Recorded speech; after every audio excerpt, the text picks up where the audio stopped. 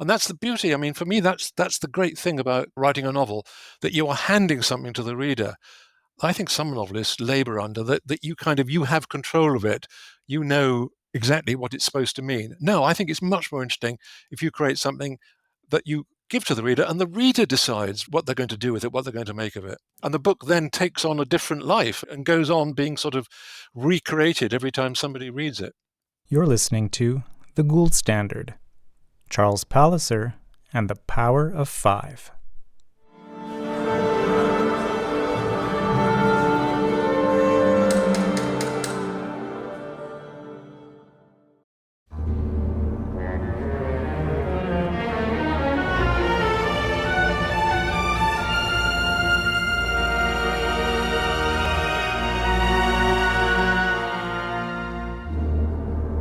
Hello, everybody. I'm Brian Levine, and welcome to The Gould Standard, a podcast brought to you by the Glenn Gould Foundation. And we're here once again, bringing you conversations with some of the most remarkable people from all across the world of the arts. If novels, poetry, music, film, visual arts, theater, and multimedia extravaganzas are the ketchup to the French fries of your life, then you have come to the right place, my friends. But first, while you're stopping by under our frantically flickering neon piano sign, please do take a moment to press like, share, and subscribe. And if you just so happen to be listening on Apple Podcasts, please kindly leave your reviews, pose your questions, and be part of our community of friends and supporters. While you're at it, be sure to check out our past episodes featuring a cavalcade of luminaries, stars, and fascinating folks, as well as our recent Glenn Gould at 90 special episodes. And to get more resplendent sounds, winning words, and intriguing images, we'd love to have you pay us a visit at our website, glenngould.ca. When you're there, if you are suddenly seized by an irresistible impulse to part with some money, please click the donate button and support the charitable work of the Glenn Gould Foundation. We'd be proud and honored to have you as a supporter. Now, today my guest is the author of one of my all-time favorite novels, a book that I've recommended time and time again to friends, colleagues, and anybody who enjoys the kind of reading experience that plunges you headlong into an alien, yet oddly familiar world. And by the way, that isn't a science fictional world. It's a book that makes you confront questions about how to know what is true, what is real, and how to make sense of life when confronted by deception, incomplete information, and betrayal. I'm referring to The Quincunx, a surprise bestseller when it first appeared in 1989, and our guest is novelist Charles Palliser, the creator of that novel. Charles is the author of 5 works of fiction, a quincunx of novels, one might say, each combining elements of mystery, ambiguity about interpreting what is real and what is deception, perception, or misremembered history. And I'd like to talk about each of those books today. But we'll start with the literal elephant in the room, that enormous first novel, The Quincunx, that took Charles 12 years to write and has rewarded my readings and rereadings ever since it first appeared.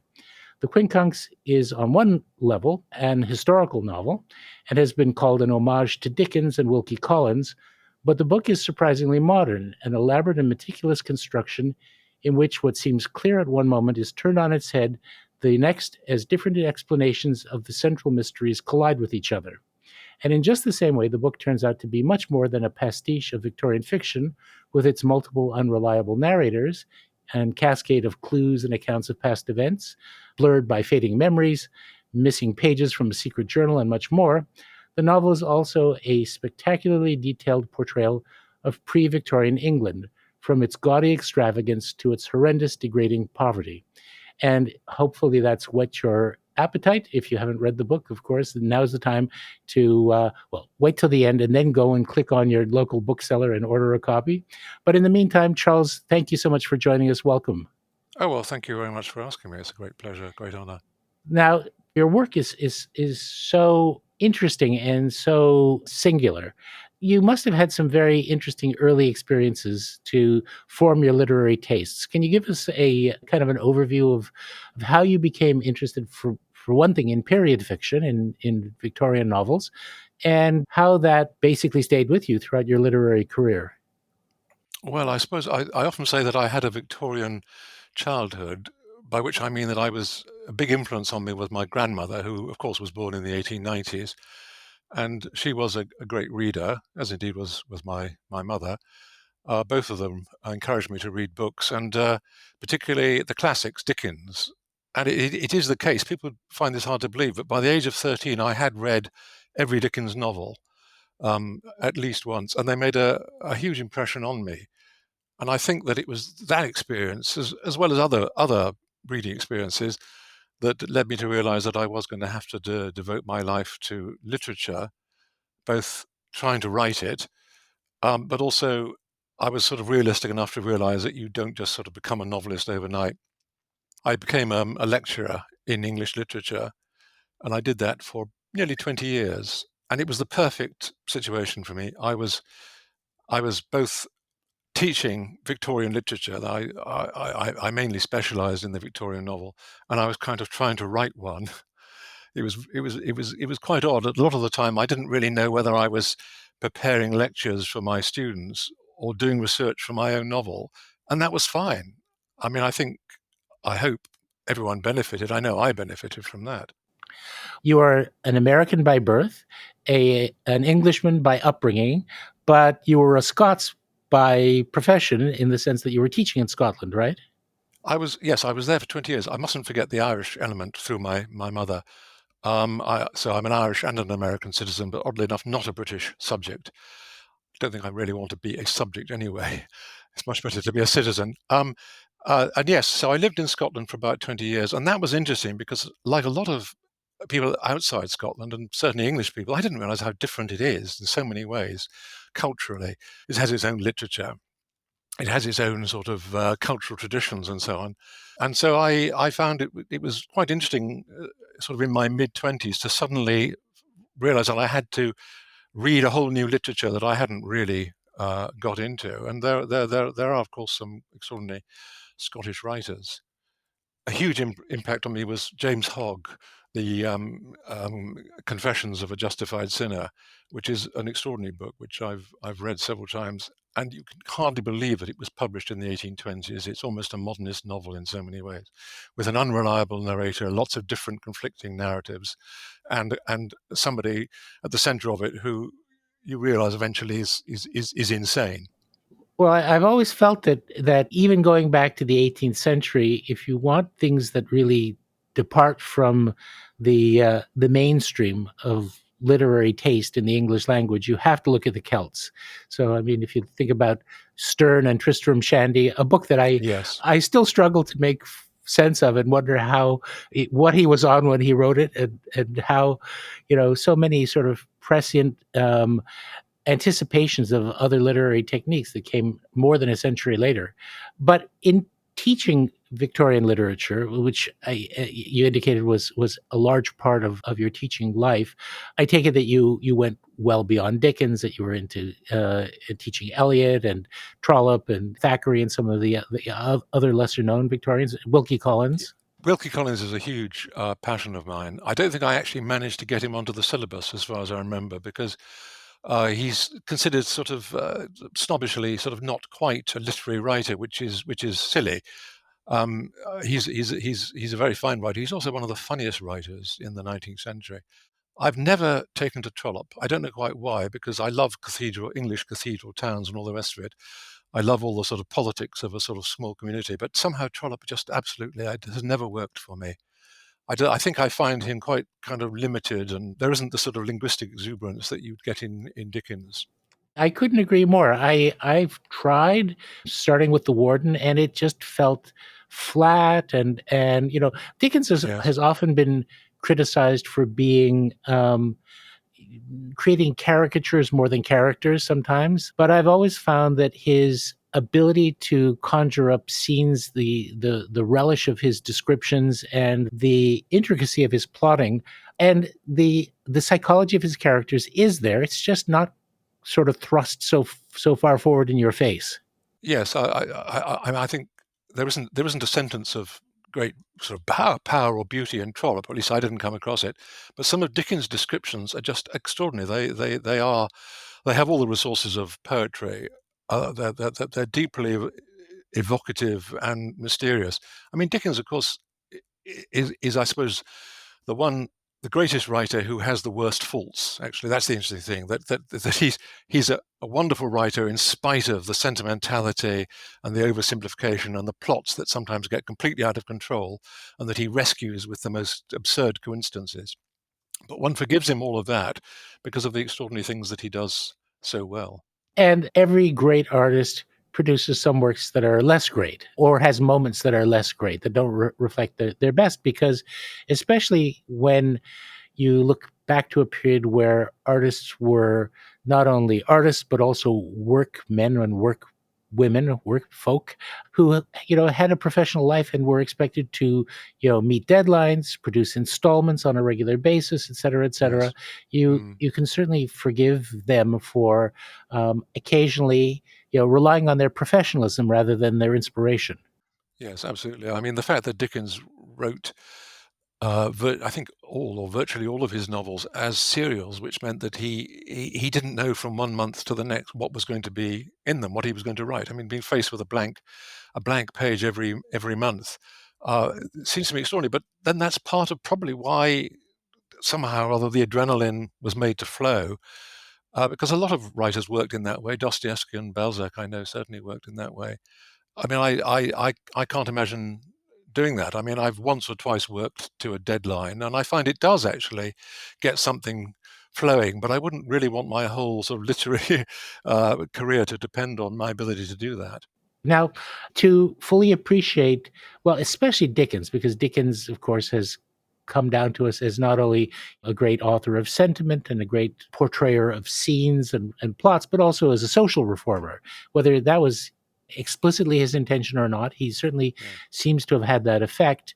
And I've read that another influence of yours was Mayhew, who basically chronicled the underside of Victorian society in his lifetime. Can you tell a little bit about that? Because I think it really is present in your work, well, in the Quincunx, especially the level of historical detail, of social history that is captured, that really, in a sense, is beyond Dickens. Yes. I was very lucky. When I was 11, my family rented a house from a retired dentist, and he'd left his library behind. And one of the books was a collection of Mayhew's interviews with the poor. It's called London Labour and the London Poor, in fact. And he went out in about the 1830s, it's thought, and recorded interviews, which he published some years later, with the poorest people earning a living on the streets. And what struck me, even at 11, I think, was the extraordinary sort of clarity and poignancy of their voices coming down through that long period, speaking with absolute sort of honesty and frankness, and often very articulately. And Mayhew used, as I discovered later, a system of shorthand. So they are close to being verbatim, and they're probably the earliest accounts of working class speech that we have in Britain. Because, of course, it was very unusual at that time to take note of what working class people were saying. And I did think, as I was reading them, and I reread them and thought about them down the years, there are all these sort of untold stories of the very poor, because what we mostly get, of course, in Victorian fiction, almost exclusively, is the voices and the experience of middle class people who were, what, 20%, 15% of the population as a whole. Right. And so when I set out to write the Quincunx, I mean, one of my main ambitions was to try to kind of give speech back to these people who had vanished almost silently into the mists of history. I want to get to that in a bit, but it really is remarkable the ability that Mayhew had, because Mayhew was also a very literary person. He was one of the co-founders of Punch, and was a novelist, I believe, though not an enormously successful one in his own lifetime. And yet the contribution to social history, and I guess, he could be considered a sort of a proto Henry Higgins, in the sense that he captured the speech of, people from different parts of society and different areas of London. And of course, it's all London. In the Quincunx, you go outside of London. But we'll get into that. The Quincunx, by the way, for those who don't know, if you have ever played with a pair of dice and you've rolled double fives, you are looking at a pair of quincunxes. So basically, that pattern with based on the number 5, with 4 corners and 1 spot in the center is a quincunx. So now that we've dealt with that, so that no one need ever ask again. But you'll see one on the cover of the book too, just in case you need the reminder. Describe the literary environment in which you began your teaching career, because it seems to me that must have been the efflorescence of postmodernism. You must have been surrounded by structuralists and deconstructionists and people quoting Derrida and Leman and Barthes. Did you feel out of step with this particular academic zeitgeist? Oh, yeah, that all hit me. It hit British universities in the early 80s. All this post-structuralism suddenly arrived, and in fact, my department was suddenly sort of invaded by a number of post-structuralists.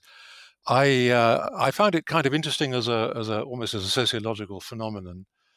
I never really understood it, but then I think that, frankly, that was true of most of the people who were practicing it. And I sent it up in Betrayals, of course. Absolutely. Well, I would say with a rapier wit and possibly a scalpel. But it's interesting because when movements hit the academe, they can be rather territorial, and they can basically have a negative impact on the teaching life of those who are not part of the movement. Did you ever find yourself sort of, well, he's teaching in a bygone way about bygone literature, and he's not looking at, what the power dynamics are of, et cetera, that sort of thing?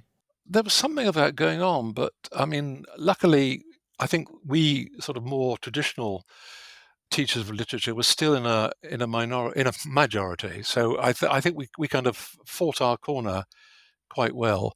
I always thought about academics who teach English literature in universities that they are mostly frustrated creative people. A lot of them, of course, wish that they were poets or novelists, and many of them are, of course, as I was, I suppose.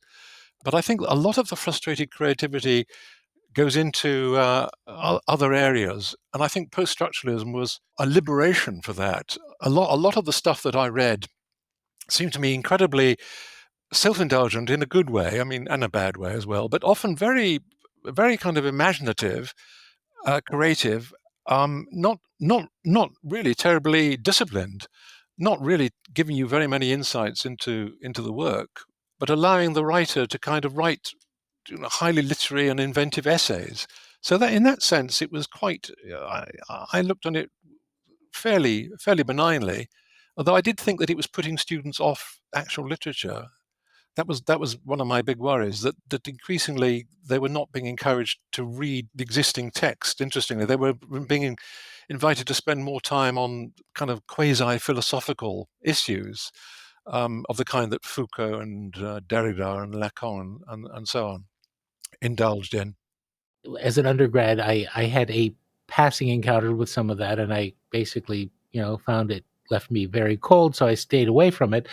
But it strikes me that it's very hard to love the texts when you take that particular analytical approach, that it's actually can be a barrier to, I mean, one hopes that, the first step on the road to wanting to understand and explore and reveal truths about texts is to actually love them and to feel a passionate engagement with them. And I've often felt that is not present in the postmodernist approach.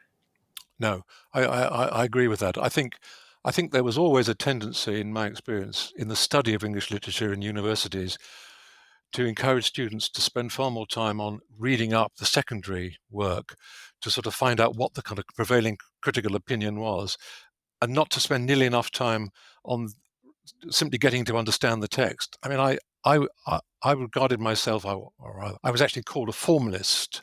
In fact, some of my colleagues, I think, used that term quite negatively, and that meant that I didn't want to kind of jump off from the text to argue about political or religious or philosophical theories. I actually just wanted them to see how the thing was put together, how it actually worked. I was kind of moving towards teaching creative literature, teaching people to write novels inside a literary department, because creative writing didn't exist at that time in the UK.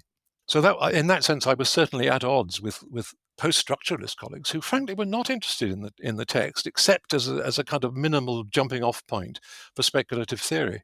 Absolutely. And to a certain extent, at least when I encountered this school, it was essentially, there were teachers who held up the text as kind of symptoms of some underlying social malady that needed to be exposed and then hopefully corrected. And rather than saying these are works that are trying to find a kind of truth in their own right and do so with some illumination and possibly some beauty, and also to give us an insight into the minds of people whose worldview and whose world experience was very different than our own. Absolutely. Gosh, I wish you'd been a colleague of mine in the 80s. For example, Conrad. I remember discussing Conrad with a colleague who accused Heart of Darkness of of all the sort of failures. It was colonialist and it was racist and all the rest of it. And for me, it's one of the most astonishingly brilliant insights into the nature of the conquest of one culture by another culture. And to call it racist and colonialist seems to me to be an astonishing misreading. What Conrad's doing there is he's diagnosing a kind of disease of the arrogance of Western of European power, believing that that it has a kind of right to go into a country like the Congo. And what he shows is that the heart of darkness is actually not in Africa. The heart of darkness is actually in Kurtz, the liberal, enlightened European who becomes completely. He becomes a kind of savage and a cannibal. So it's an extraordinary analysis of the kind of mindset of imperialism. But my colleague wouldn't see that, and she said, I would ban Conrad. I wouldn't teach Conrad," which seems to be an extraordinary attitude, because even if you think that Conrad does exemplify colonialism and racism, then surely this is a perfect text in which to discuss those things. If you want an insight into them, Conrad gives you an insight. But in fact, as I've said, I don't think Conrad is remotely doing that. And I said to her, well, if you're going to ban Conrad for being sort of his time, you also have to ban Jane Austen for her attitude to women, which is not that of the early 21st century. It's that of the very early 19th century. And my colleague said, well, I would ban Jane Austen as well. And I realized that there was this belief by some of my colleagues that you can't teach literature that you don't agree with. It's got to be impeccably kind of ideologically pure as we think of that now. And of course, if you leave out a historical context, you're not going to understand the literature of that period. You're going to simply dismiss it by very kind of localized 20th, 21st century assumptions, which will change. And in 50 years' time, people will look back at us and accuse us of all sorts of failures of moral insight. Oh, but no. The people who occupy the departments of social sciences are the pinnacle of human evolution, and nothing greater can ever be achieved. There can be no insights that will explode their wisdom about the world. Surely you know that. Yes, and that's the thing, that every age thinks that it has now found the truth. Yes. But one of the points of studying history and literary history is to see that people in the 12th century, people in the 18th century thought that they had discovered all the answers. And what that should tell you is that our own answers are provisional, and they will eventually be displaced and superseded. Right, exactly. What's that wonderful line from Barry Lyndon? Thackeray writes. In fact, it's when Kubrick made his film. He used it as the final line of the film. But what is it? All of our characters, great or small, wise or foolish, are all equal now, or something to that effect. And so, I mean, we all essentially, at whatever period in history, assume that we've arrived at the final answer. I hope you asked your colleague what books she wouldn't ban.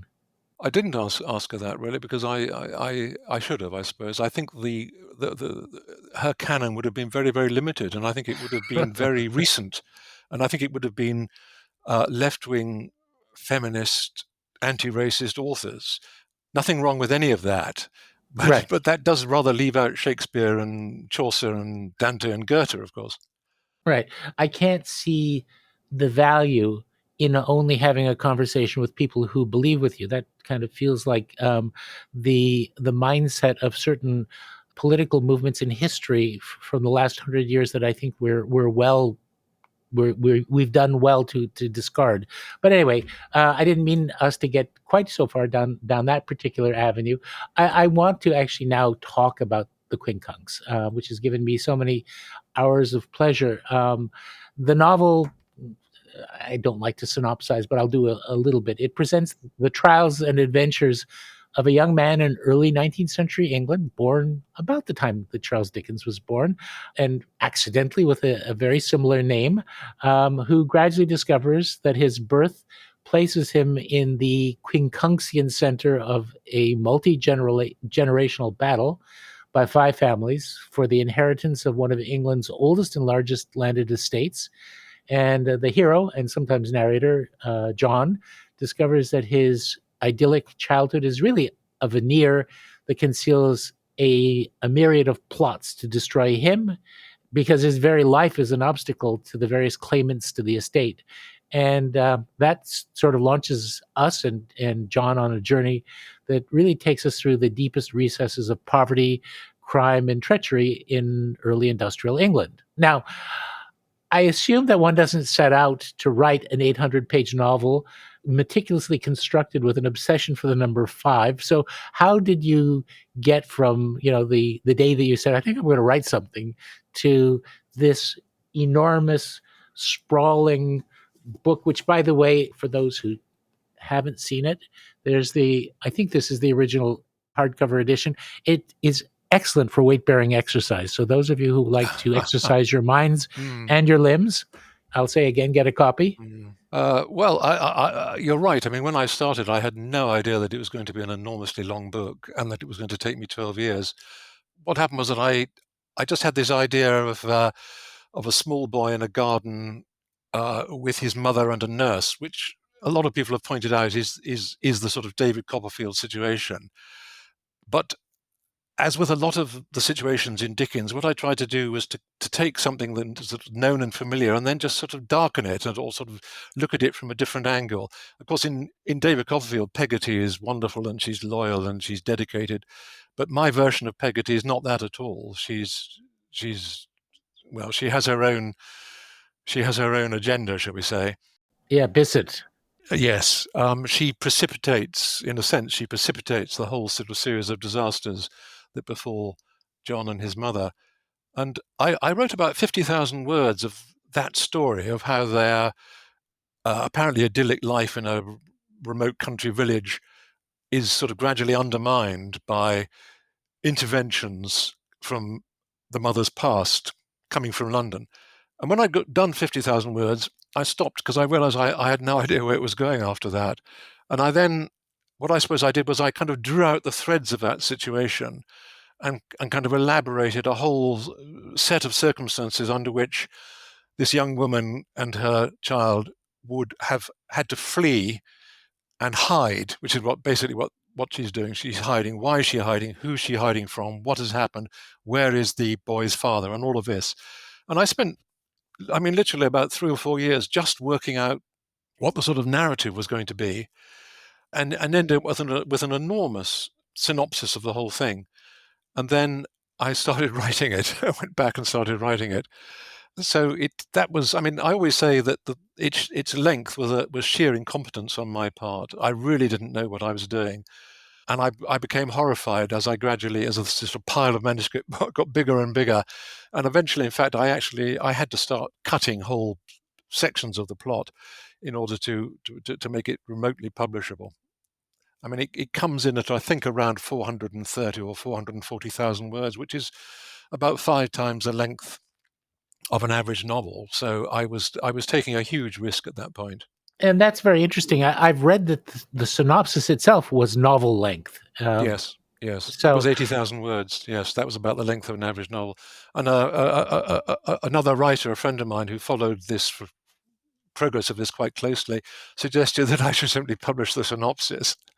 Which is quite an interesting idea, but I don't think people really want to read a synopsis. Well, I was going to say that, one of the things that is delightful about the novel, and also vexing, is that it has some inbuilt ambiguities, so that unlike many mysteries, it is a mystery in many levels, but it doesn't necessarily give you a pat solution that wraps up all of and there are many potential alternate explanations that explain who did what to who and why.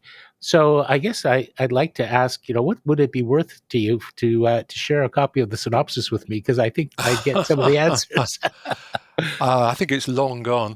uh, But in fact, people do ask me, about some of the central mysteries in the book, and my answer is always, it's all there. It's for you to decide. And in a sense, what you think happened, particularly on the wedding night, the one night on which John could have been conceived, what actually happened, that is for you to decide. Why should your opinion of what happened there be any better than mine when both of us are just looking at the same facts, as it were, facts in inverted commas, right. which is the novel itself. But a colleague of mine who read it very early did come up with a hypothesis which I hadn't actually thought of, and which I was at first very upset by, because it was very outrageous. But what I realized when I thought about it, that there was no way I could tell him that he was wrong. The facts allowed that explanation as well. And that's the beauty. I mean, for me, that's the great thing about writing a novel, that you are handing something to the reader. I hate the idea. I think some novelists labor under that you have control of it. You know exactly what it's supposed to mean. No, I think it's much more interesting if you create something that you give to the reader, and the reader decides what they're going to do with it, what they're going to make of it. Right. And the book then takes on a different life, and goes on being sort of recreated every time somebody reads it. I think that is absolutely the natural life history of any significant literary work. You send it out into the world, and then it just grows and grows and grows as it takes root in the minds of the people. And I mean, and that's exceptionally obvious in the world of theatrical literature. I mean, Shakespeare, undoubtedly, every actor, every director, especially today, with the sort of the advent of what I guess they call regie theater, where you can you're encouraged to impose your own views, has an idea of what Hamlet or Macbeth or Lear means that is undoubtedly would never have occurred to Shakespeare himself. Yes. Yes. No, I also I hate the kind of theatre where you can see that the director has a particular kind of axe to grind, or a particular vision, and doesn't sort of just allow the viewer, the audience, to pick it up and just reimagine it as they're watching it. Yes, I mean, I think we have to be mindful of a kind of authoritarian impulse in the creators or interpreters of art. I think it was Leonard Bernstein who said one of the glories of 20th century art is its ceaseless quest for bigger and better ambiguities, and I think that's quite right. Back to the Quincunx, for those who, like me, loved their Dickens, of course, the book has many, many what I would call Dickensian resonances. I don't like to think of them as references, but you'll certainly find, at a very obvious level, a resonance of Bleak House, of Oliver Twist, Nicholas Nickleby for sure, David Copperfield, to name just a few. And when I first read the book, there were two things that immediately grabbed me about it. First of all, the complex legal structure of the ongoing chancery suit. That's rather personal to me because I had been a law student before I decided that I couldn't think of anything I'd less rather like to be than a lawyer. And on my first day of my very first class, we had property, and I was told that one could never get a proper grasp of property without a sound grounding in medieval land law. So, the idea of feftment with livery of season and, other sorts of arcane concepts were drummed into my head. And to actually see that, I would encounter them again, but actually enjoy it for once was delightful. The other thing that really struck me was that this was such an unflinching and unsparing indictment of early industrial society. I kept saying to myself, this is the book that Dickens would have written if he dared to be that overt about how bad things really were out there on the streets of London. Well, one of the sort of ideas I had in the Quincunx was that our impression of early 19th century England comes to us, of course, through Dickens and through Trollope and Thackeray and so on, and they had a strict form of sort of self-censorship imposed on them by the mores of their society. There were just things that they just couldn't tell you. They couldn't be explicit about. And yet we know if we read Mayhew, if we read social reporters of that period, we know that there were abuses that were very obvious. I mean, the number of prostitutes in London in the 1850s has been calculated at 80,000. I don't quite know how you arrived at a figure like that, but it's the truth that there was a huge amount of prostitution, and there were a lot of young women who were between being prostitutes and being servants or being shop girls and so on.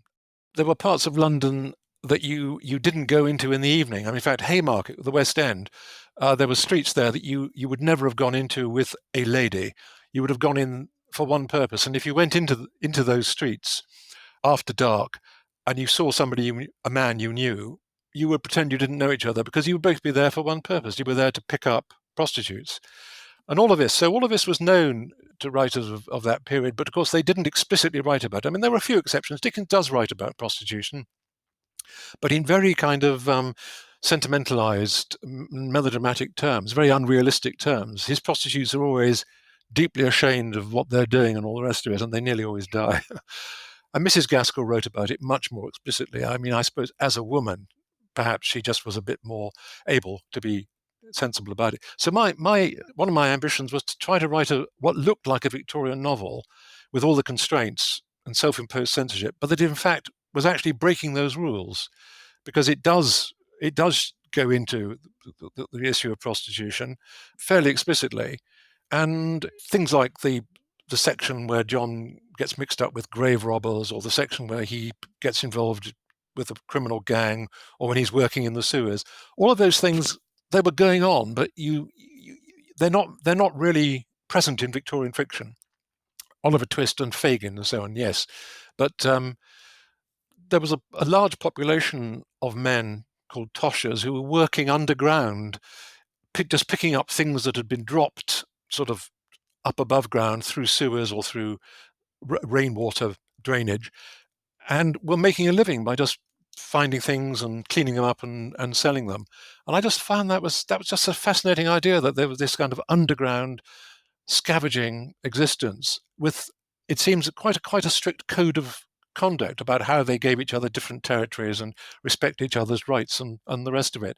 In a way, a more decent, ordered and law-abiding society in the sewers of London than there was up above on the surface. Well, that actually feeds into the idea that this is a society in which, there are some safety nets in the sense that you could go to a workhouse, but you had to be one that was connected with the parish that you were registered or born in, under the various poor laws, that, there was a real danger of starving to death for just about anyone who happened to lose their occupation.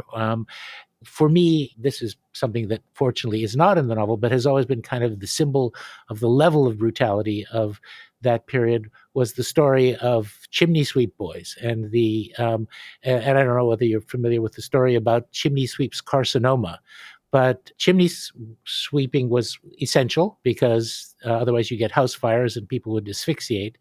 But the flues were very narrow in England because they had built elaborate networks to avoid paying a tax on the number of fireplaces that you have. So you had these branching, narrow flues. So chimney sweepers would go to the families of the poor and buy their children when they were too poor to feed them. And these would be children, usually boys, 3, 4, or 5 years old, and they would send them up the flues to clean them. Now, it didn't make sense to feed them very much because then they wouldn't fit up the flues. And it didn't make sense to clothe them because the clothes would get torn to pieces by the jagged edges of the creosote. And as a result, their skins were being continuously lacerated. And by the time they entered puberty, they would develop a particularly horrible form of testicular cancer, which, as it turns out, was the first form of workplace-related cancer diagnosed, and they all died horribly. And this was finally revealed around the end of the 18th century, but reforms that put an end to the practice didn't really end up being enforced until the mid 19th century. So, I mean, that's horrifying. And it actually, when I first read it, I didn't sleep for the entire night thinking about how horrendous it was. Not that John experiences that, but things get pretty bad for him. And I remember, again, when my first reading, turning the pages and saying, it can't get any worse for him. And then I turned the page and it would. He couldn't fall any lower. When he goes to the school, it's kind of like an even worse version of Do the Boys Hall.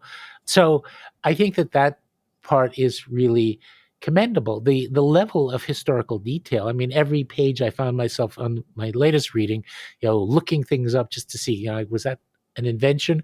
And just to pick out one detail, since I love musical references, there's this party towards the end of the book at the home of the Maupassant family, and you make reference to Colinette's quadrille band. So I went, that's on page 720, by the way. So I went and looked up and, to think, that just must have been a name that you picked out of the air, until I found out that Hubert Colinette was a French-born virtuoso of an instrument called the flageolet. And we find that Colinette appears to have visited England in and around 1890. He was French and spent the 1820s and 30s playing for society balls. So there, every page you pick up some interesting, and if you happen to love interesting little pieces of trivia as I do, this is just irresistible.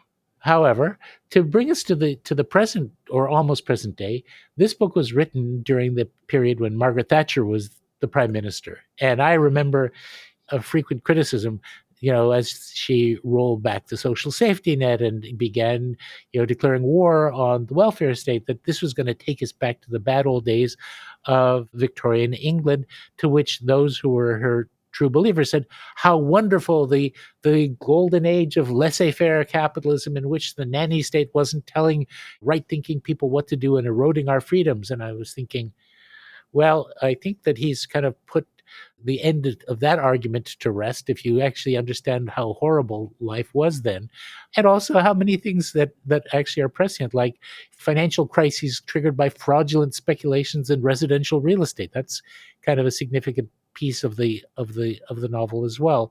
Were you actually thinking about the contemporary political landscape as well when you were writing the book?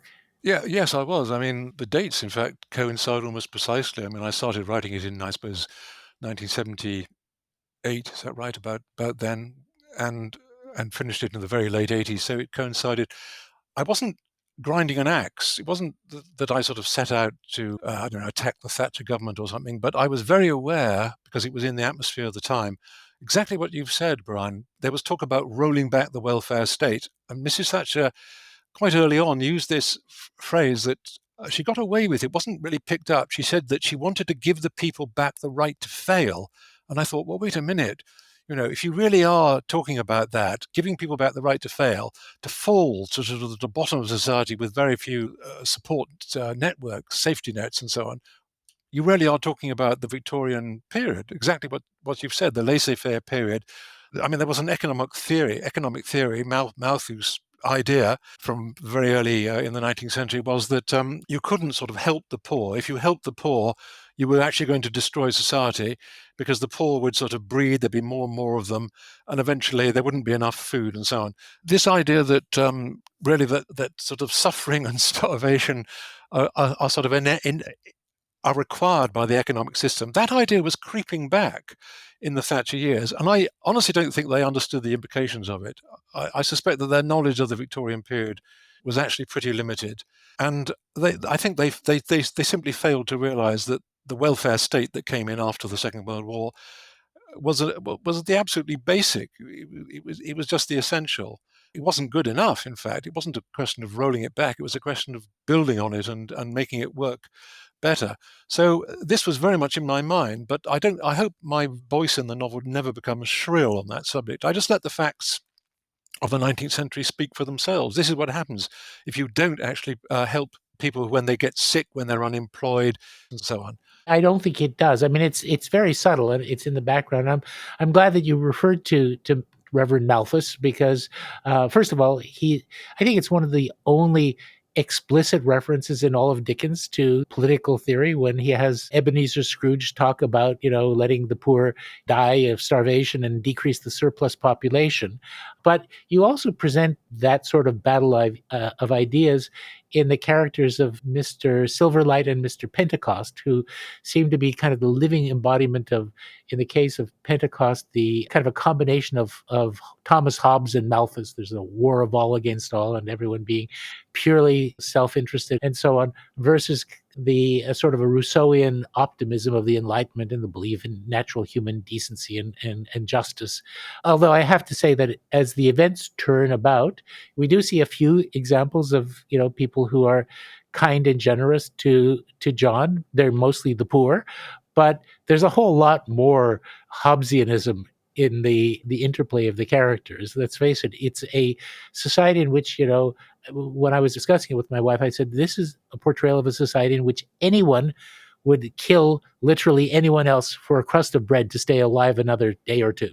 And that's an exaggeration, but that is kind of a bleak social picture that you've painted. Yes, you're absolutely right about the sort of argument between Silverlight and Pentecost. And Pentecost is a kind of Malthusian. Silverlight, I suppose, is a kind of Shelleyan idealist, and I suppose the sort of extension of what Silverlight argues would lead you to some form of socialism or communism, perhaps. What I tried to do there was to show that the sort of relation between somebody's ideology and their real personality can be very complicated. And actually, Pentecost, who believes that giving charity to beggars is going to destroy society, is actually the most generous person, probably perhaps in the book. I mean, he actually does give. He does kind of secretly give charity, whereas Silverlight turns out not at all to be the sort of high-minded idealist that he takes himself to be. But yes, I did try to dramatize these sort of different views of society through those characters. It is quite a dark book. It is. Incidentally, if you ever have any extra time on your hand, there are those of us who would love a book of short stories about the earlier lives of Silverlight and Pentecost. Funny you should say that. That is really extraordinary because I am working on another project, I have been for some time, in which Silverlight, probably shouldn't say this, but he's going to make an appearance, but in disguise.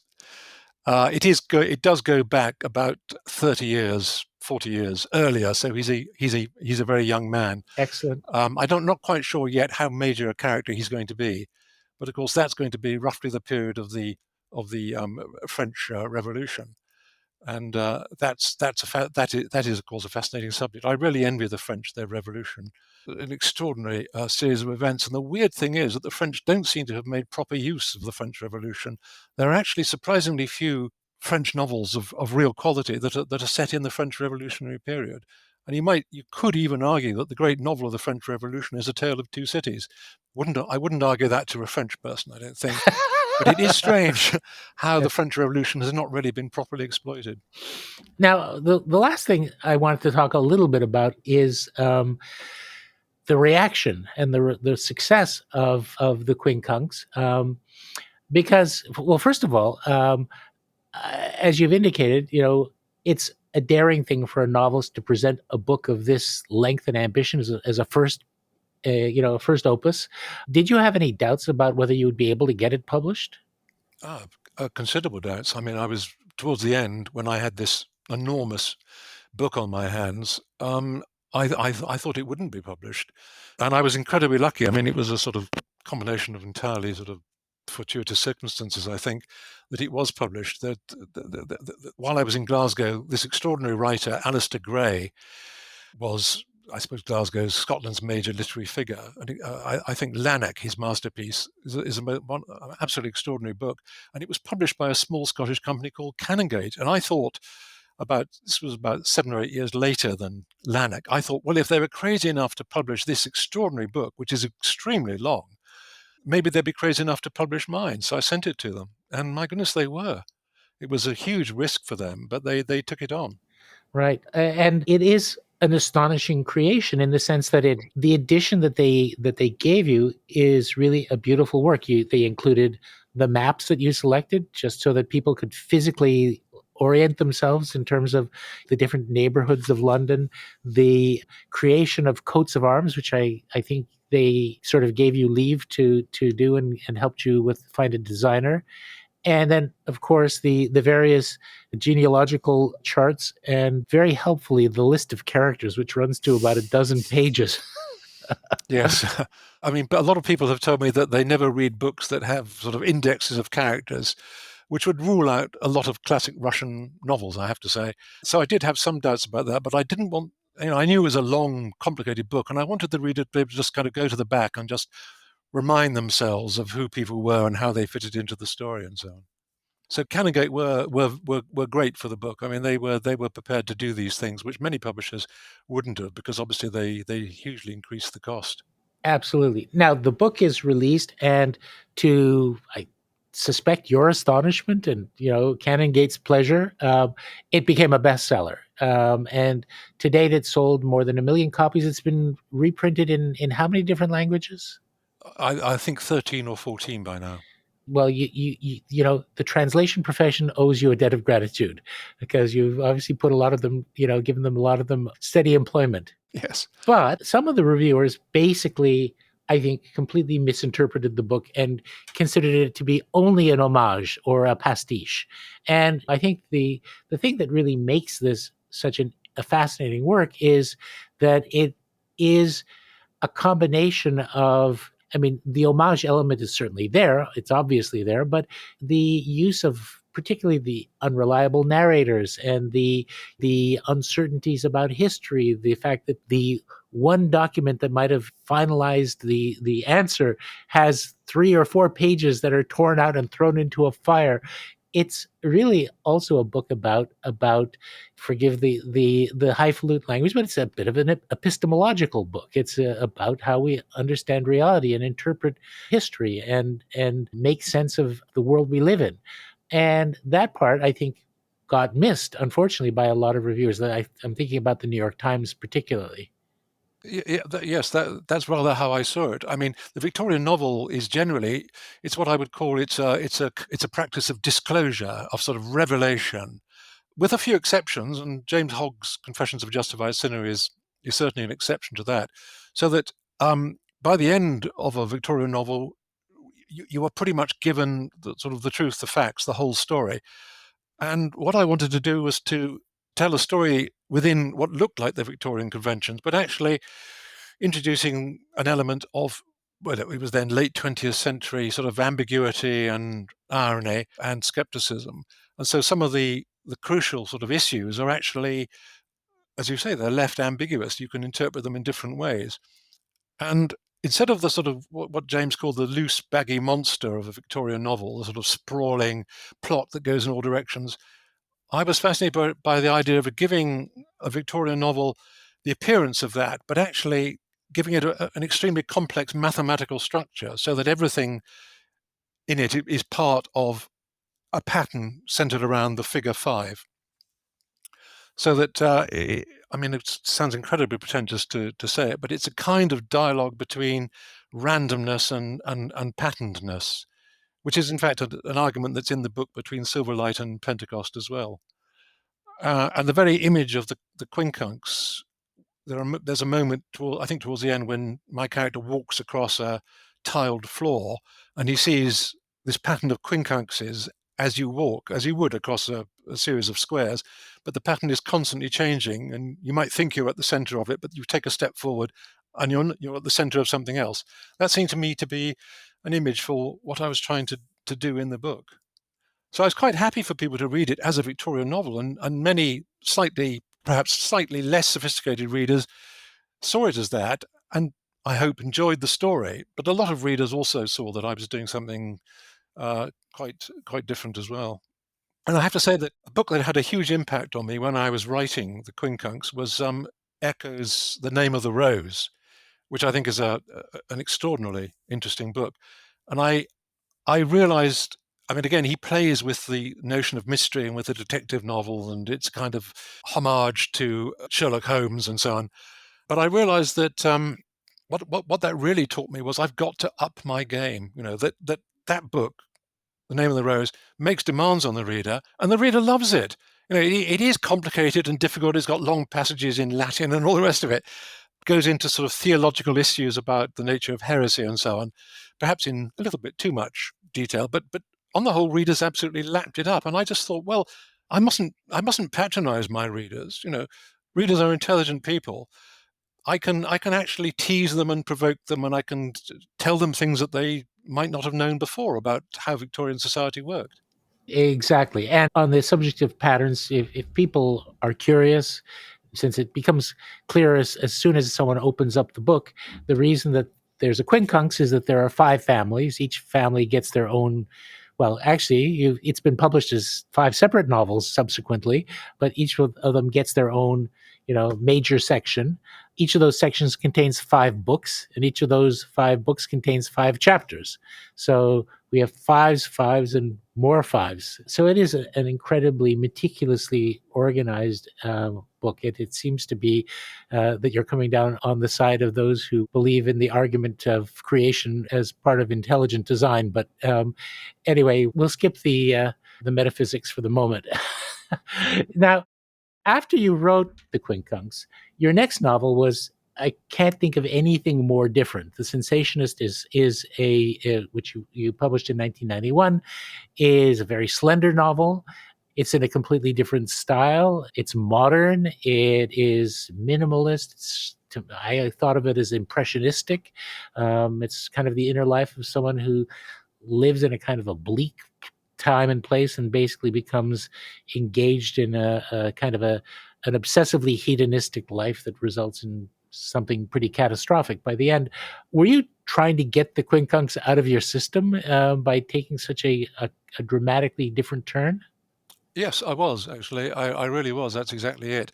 I'd immersed myself in this kind of Victorian ethos, with all the kind of constraints that involves, which I enjoyed. I loved, that things had to make sense. They had to have complicated narrative structures and so on. And I wanted to kind of just use different parts of my imagination. And so it's almost the reverse of it. It's less than 30,000 words, for example. It's very short for a novel, and it's elliptical and fragmented, and it's kind of sexually fairly explicit, whereas in the Quincunx there's sex, but it's all terribly kind of hidden away and not talked about and so on. So yes, I wanted to use different parts of my imagination, and I also wanted to kind of signal to myself and to anyone else who was interested that I'm not going to write Victorian novels from now on.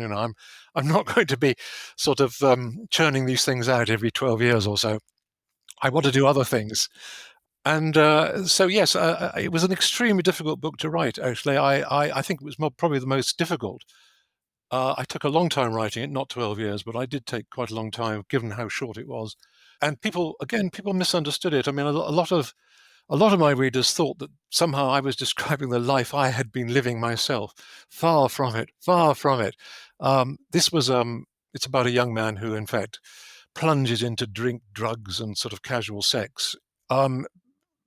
Because he's obsessed, he's driven, he's fleeing something inside himself. I think and hope that he was somebody very, very unlike me. Although obviously I used a few things that I'd experienced myself, and it certainly wasn't any kind of endorsement of that lifestyle. I mean, God forbid. I really, really love your third book, Betrayals, which is a kind of I hope you don't mind my calling it an oddball book in some ways, but it really is, because if someone told you that it wasn't a novel but a collection of short stories, I think you could make that case, except that it really is a novel. But it's a kind of another impenetrable mystery, and it consists of multiple stories separated by 7 or 8 decades, linked by overlapping themes and events, characters and elements, to twists in the stories when they resonate forward into the future that mutate in the different versions. There's a series of murders. There's some poisonings, lots of poisonings. Scorpions play a role for those who find scorpions oddly fascinating creatures. There's some dismemberments, a good deal of Scottishness, lampoons of the contemporary academic world, which is something we've already touched on a little bit, and a really devastating send-up of cheap popular fiction with the shadow of Jack the Ripper hanging over. So my first question is, this terrific, at times hilariously funny and at other times disturbing book is, did you get any fan mail from Jeffrey Archer? More likely to have got a lawyer's letter, I think. No, certainly not. No, certainly not. No. I mean, basically, that book was about sort of having fun and just taking pot shots in all directions and getting various obsessions of mine off my chest. I mean, I've mentioned my sort of unease about post-structuralism, so I had a go at that in a couple of stories. And this really awful image of an African boy being sort of hung and sort of gradually severed, having his limbs gradually severed. That was my take on what I felt a lot of post-structuralists were doing to literature. You take the text, you show no respect for it, you torture it, you make it say what you want it to say, eventually you kill it. Not really terribly funny. But you've described it very well. It was the challenge there was to see if I could write a book in which, in a lot of different kinds of stories, lots of different sort of styles. I mean, an obituary and a reader's report and so on, lots of the diaries. Could I have the same sort of images and themes reappearing in different forms in such a way that the book actually did have a coherence, that the reader would gradually realize, yes, I can see there is a thread here. There are the same sort of issues and situations and emotions coming up, maybe centuries apart and in completely different kinds of language, all summed up in the image you've mentioned of the scorpion, this creature animated by sort of poisonous malice, which in fact stings itself to death. It's the idea of the self-destructiveness of malice and wickedness and the desire for revenge. So the book is full of people blowing themselves up on their own traps or sort of catching themselves in their own ambush. And one of the central segments is this scandal involving a sort of a charismatic and an enigmatic cult-like figure, Galvanascus, who is the creator of a particular postmodern theory, which he calls the theory, rather portentously, and seems to be a sort of a synthesis of literature and psychology. But the portrayal really is a kind of a cult. It has a kind of a Stalinist purge aspect to it. It also has resonances of kind of the internecine battles between the Freudians and the Jungians. The idea of introducing that cult-like element into an academic context, did you get any blowback from your former colleagues over that? Not really. Actually, no. I think one of the things about a lot of post-structuralists, a lot of people who kind of made a career out of this strange sort of mishmash of different ideas, often conflicting ideas from different sources, usually French thinkers who were often not terribly highly regarded in France, or they were philosophers who were not very highly regarded by fellow philosophers. They're not. One thing, they don't have much of a sense of humor. I don't think you could practice that if you did have much. So I don't think they kind of got the joke or saw the joke. And they're not terribly interested in literature, as I've already said. So I'm not sure many of them would even have read it.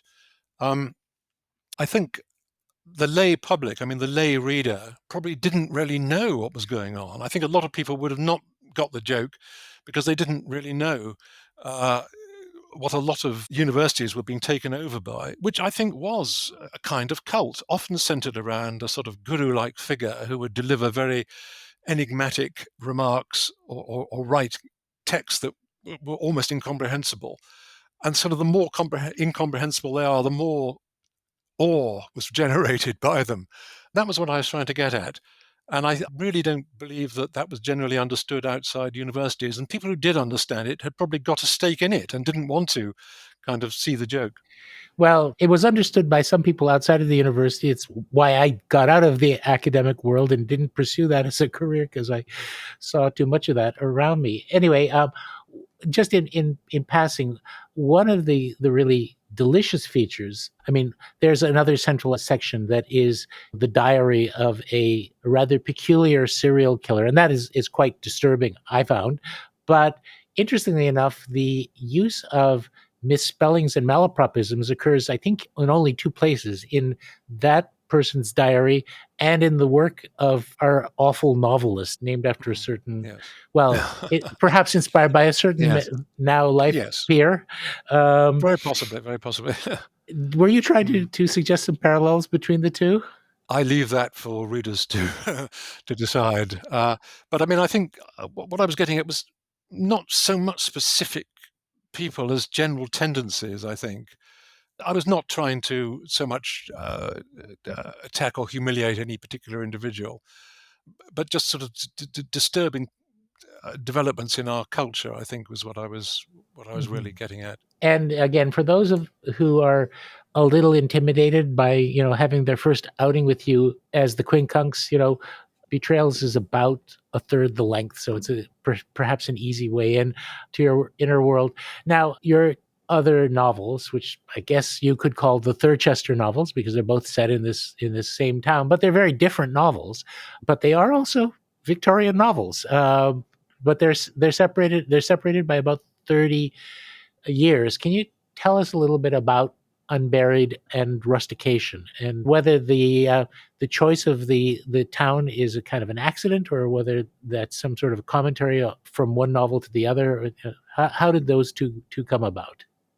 It's good that you've talked about the difference in time between them, because if you think about it, the Quincunx is mostly happening in the 1820s. Rustication is set in 1860, I think 1861, and the Unburied in 1880 something. And if you think of that in terms of, say, the 20th century, how different the 1920s were from the 1960s and the 1980s. And so, one shouldn't think of the Victorian period, and obviously you haven't, as a sort of a single time. It's not. There were tremendous developments over that period of time. So, although the novels are all set in, actually, the Quincunx isn't. It's trying to be a Victorian novel, but set in the earlier period. They are all very different. I mean, I'm aware of the differences between them. In The Unburied, I was trying to evoke, I suppose, the sort of claustrophobia of a small, rather decaying English cathedral town in the 1880s. And the novel is full of images of darkness and decay and of death. But I mean, God, I make my book sound so depressing. But in every case, what I'm really about, They're not. They're not. you take the darkest and most difficult and negative circumstances, and then you find some kind of hope in that. And so in that novel, in The Unburied, I've got this this academic, sort of towards the end of his career, rather an unhappy private life behind him, who then finds himself in this dark world where he's forced to face things in his own past, which are sort of mirrored in the past of the town that he hears about, and then are reenacted in a murder that takes place. But in fact, he does find a kind of uh, a kind of encouragement, a kind of hope, a kind of reason to go on. And certainly in Rustication, which is about a young man, 17, who again is plunged into the most difficult and dangerous circumstances, where his very life and his sanity and his reputation are all threatened.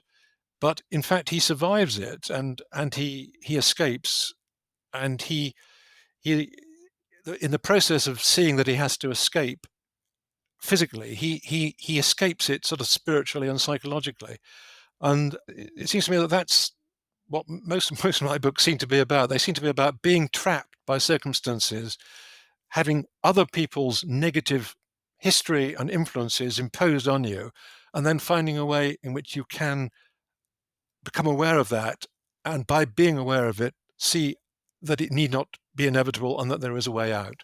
In your afterword, which is published in the second edition of the Quincunx, you allude briefly to the idea that there's this quality of a kind of a allegory of the fall and then paradise regained, but it's never a perfect paradise because of the wounds, the psychic wounds that the hero has suffered. And I think that is something that you see in one way or another across your books. It's interesting also that Rustication is another young man's book. It's Richard is he's 17 or 18 years old, when he gets set down, and you have a hero who's battling a number of demons, one of which is addiction, which is quite fascinating. I do take your point about the vast difference between 1820, and I like to think that the time frame in the Quincunx roughly corresponds to the time when young Charles Dickens went to work in the blacking factory, when he was experiencing the worst of that period. But I'm reminded of something that always stayed with me from Kenneth Clark's Civilization series, that he said one of the unrecognized greatest achievements of the 19th century in England was the evolution of kindness into a cardinal virtue, which at the start of the century it certainly was not. But thanks to people like Dickens and their preparedness to bring the poor and those who were remote socially from the middle classes to life and make us care about them, it gradually led to reform and the change of working conditions and the beginning of sanitation and many things that basically led to a kinder existence. So I think that is absolutely true, and it's one of the things that actually, that evolution of kindness is something that becomes a central tenet of a civilized society. It's one of the things that we recognize today, that connects us to the Victorians. Yeah, absolutely. Yes. And that, as you say, that ethos, that really quite dramatic transformation in the way people thought about society was happening in about, well, I suppose in about the 1820s and 30s. That was when, I mean, these things had happened before, but I mean, that's when you got a lot of the Factory Acts, a lot of the Protection of Children Acts. You had the ending of the slave trade a bit earlier, but then finally you had very belatedly the emancipation of slaves themselves in the Caribbean. And I suppose that was a huge impetus. There was the rise of evangelicalism, and that's quite an interesting subject, that you had the existing structure of the Church of England, which had dominated English society for, 200 years by then. But it was actually, in a way, it was holding injustices in place in many ways. There's this system of sinecures and patronage and so on. And then you have the Methodists, the evangelicals, the nonconformists generally coming along and actually going back to the sort of the basic tenets of the Christian faith, which they argued the Anglican Church had largely ignored. And when they go back to those, then they do find that they find the Sermon on the Mount, and they find the essence of it is concern and solicitude for your neighbor, for your enemy even. And so that profound transformation begins to take place about then.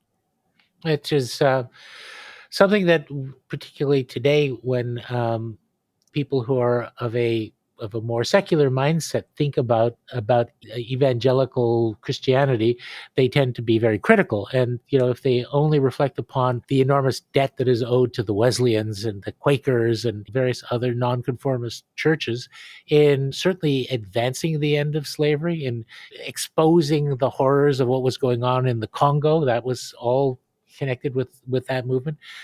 Well, I, of course, look forward to the appearance of any new book from you. And I was really, really excited to hear that you have a new novel on the way sometime within the next 12 months or so. Can you tell us a little bit about it? I have the title on my screen, but I don't know whether it's under embargo, whether you'd care to mention it. No, I'm calling it Sufferance, which is an unusual word. But then, in fact, all my titles have unusual words. I mean, that's the sort of trademark of mine.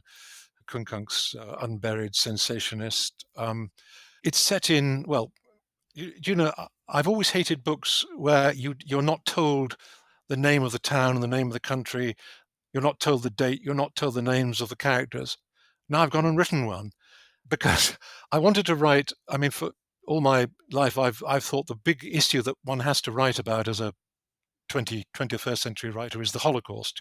How could this horror have happened? How could it have happened in the middle of one of our most apparently civilized countries, Germany? How could how could the land of Goethe and Beethoven have produced this horror? But I couldn't think how to do it in a way that was saying anything new and doing it with a kind of tact or delicacy or whatever the right word is when you approach a subject as difficult as that. And then finally, I did have an idea about it. And the reason why I've not got any names or any dates is because I don't want to pin it down. It's clearly happening during the Second World War in an occupied country, a country that's been invaded obviously by a country very similar to Germany, and it's doing the things to Jews that Germany did. But I don't want to make any of that too specific, because I don't want people to start saying, well, that didn't happen exactly like that. Point is, something like that was happening across Europe, and that's what I deal with. But it seems to me that mostly this subject has been written about from the point of view of the victims, understandably, and in some cases from the point of view of the perpetrators. But the vast mass of people in these occupied countries were neither victims nor perpetrators. They were innocent people who wanted to just go about their ordinary lives, but found themselves caught up in this horror. And that was what intrigued me. How would any of us have conducted ourselves if we hadn't been either a Nazi or a Jew, but we'd been in one of these countries occupied by the Nazis where Jews were being rounded up? And so what I've taken is the idea of an ordinary family living in this country who, with all the best of intentions and completely unaware of the implications, they take into their family a young girl who's 13, whose parents have been trapped by the war. And they just look after her, they think, for a couple of weeks, but they find, of course, she's Jewish. That's not said. She's a member of a minority community which is targeted by the occupying power. And so they find all the horror of these things are now descending on them. They've kind of involved themselves in this. How are they going to, are they going to disclaim all responsibility? Are they going to try to deal with it? How do they cope? And it seems to me that this is an extreme form, a very extreme form of what many well-intentioned people in occupied Europe must have felt. They knew that these things were going on. They were either not involved, or they were peripherally involved, or perhaps they were deeply involved. They hadn't asked for it. They didn't know at the start. Nobody knew at the start of the war. Nobody knew what was in the mind of the Nazi leadership. And gradually that is unfolded in its full horror. So it's about, I suppose it's a book about moral choice, really, I suppose, is basically it. And these are not simple choices. Of course, we tend to see these things in a black and white way. And obviously, your description evokes one particularly famous case of shielding a Jewish person or family that we all know about. But the fact is that when you do that, you're also putting your own children at risk. And, as a parent, is it the moral thing to do? Isn't your highest duty to protect your own children, even if that involves potentially sacrificing others? It's not a black and white or cut and dried answer. And it's very easy to say for those who made the less admirable choice that they did it purely to save their own skins, or that it was a purely selfish decision, or that they were influenced by the toxic ideology surrounding them. The fact is that it has to be the case that there are as many different variants on the mixture of motivations and factors that went into those choices, either for good or ill, as there are human beings. Yes, that's exactly it. Gosh, that's the book. That's exactly it. The narrator is the man of the family, the father and husband, who finds that he has, quite without realizing what he was doing, he's landed himself and his family in this most terrible, dangerous situation.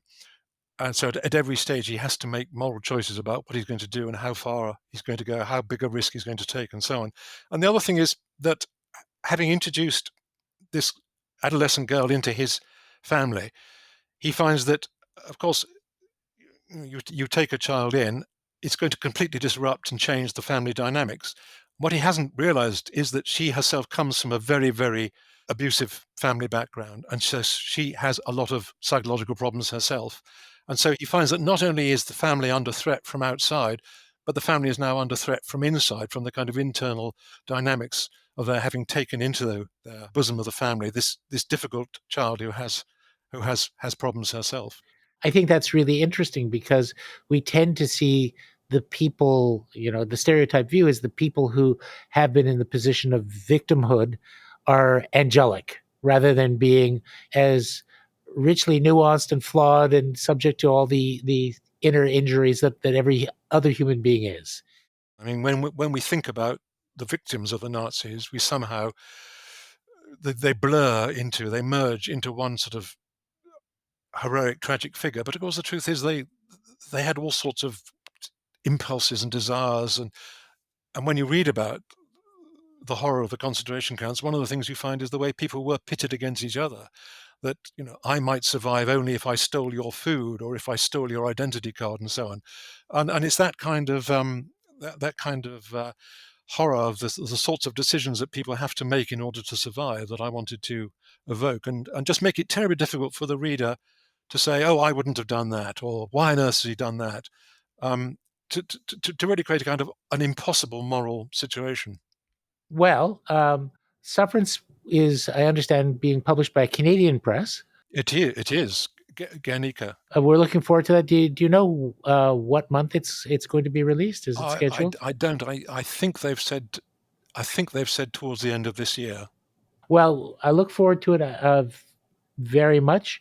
I have to say, I'm also I'm a little frightened by what is going to be in it, and I have to say that you're treading in a subject area that is likely to be challenging. So hopefully, you're prepared for some pushback.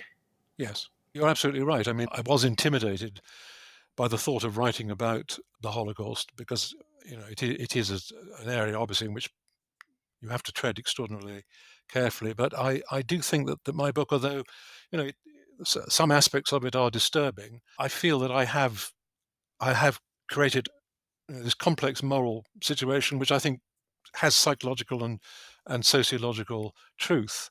I don't feel I've kind of oversimplified or tried to make a point. I've tried to create as difficult a situation as I possibly can. I mean, you've hinted at the Anne Frank issue, and of course that was one of my starting points. Anne Frank was an extraordinary girl if you read her diary, but you can also tell that she was a difficult girl in some ways. The very quality of sort of intelligence and her curiosity, her desire to kind of live life to the full, were difficult for the people around her. Now, the girl in my story is not like that. She's much less gifted and able, and she has much greater psychological problems. But I was thinking how difficult the Anne Frank story would be of a girl, a family hiding if one member of that were particularly difficult and disruptive. So I've taken some elements of that story, but I've transformed it completely. But you're right. I mean, I will certainly be criticised. Well, I think this sort of gets at one phenomenon that I think is really an unfortunate artifact of contemporary culture, and some people call it presentism, the tendency to project our worldview, our values, our assumptions onto the minds of people in the past who couldn't possibly have shared them. And I think it's a terrible disservice to, and it also assumes a kind of a smug moral superiority, which we've kind of alluded to as well, that I find makes it very, very difficult for me to, for example, watch a lot of films that are set in different historical periods. I just saw a trailer for a film about someone that I'm fascinated by, a really wonderful, remarkable, rich character, the Chevalier de Saint Georges, who was an Afro-French composer, swordsman, aristocrat, just a remarkable heroic figure. But in seeing the trailer, the film hasn't been released yet, it's clear that it is simply written through the lens of today in a way that will reveal very little about what he really lived through, what his achievements were, and his interactions with the society that he was part of. Because the filmmakers can't imagine a world different from our own, unfortunately. Absolutely. I mean, an awful lot of historical fiction is just costume drama. It's just fancy dress. People will prance about taking snuff and wearing wigs, but expressing completely modern sentiments and the kind of assumptions and value systems of the society are those of our own age. And I just sort of think, what's the point? There's no point in setting it in the past if you're not going to make any attempt to understand how different the past was from our own period. I used to think, and this is, I think, a distortion, that the world has changed so much between, let's say, 1900 and today, that you could almost regard the people of that period and our population as two completely different species. That's actually not true, because there are enormous common threads of basic humanity that carry through.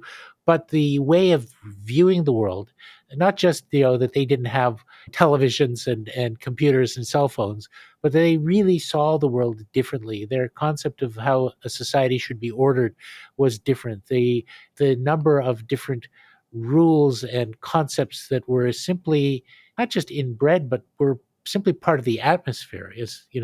A friend of mine once said the very, I think, wise idea that I don't know who discovered water, but you can bet your bottom dollar that it wasn't a fish. Yeah, that's a good line. Yeah. Yeah. I think we've come to the end of our time, and you've been very, very generous to allow us to take this perambulation through the twists and turns of your literary creation.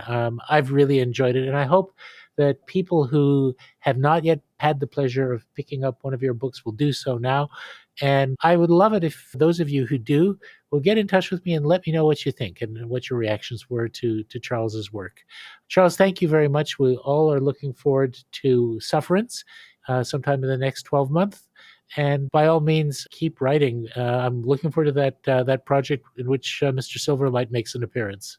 Well, thank you very much, Brown. I've enjoyed this very much, and I've learned things too. I mean, you've made me think about things, including my own work, in a new way, which is very, very useful and intriguing. Thank you. Well, that's very kind of you, and thank you again. Right. Thank you.